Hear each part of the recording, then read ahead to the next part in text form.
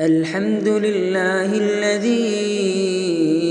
أنزل على عبده الكتاب ولم يجعل له عوجا قيما لينذر بأسا شديدا من لدنه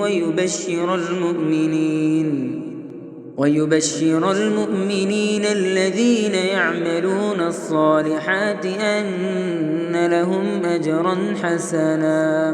ماكثين فيه أبدا وينذر الذين قالوا اتخذ الله ولدا ما لهم به من علم ولا لآبائهم كبرت كلمة تخرج من أفواههم إن يقولون إلا كذبا فلعلك باخع نفسك على آثارهم إن لم يؤمنوا بهذا الحديث أسفا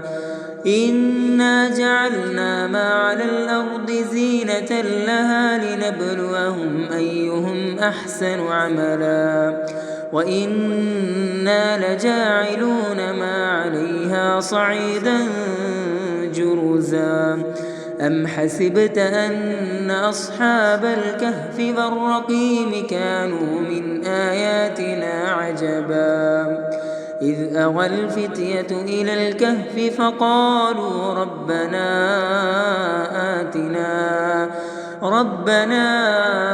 آتنا من لدنك رحمة وهيئ لنا من أمرنا رشدا.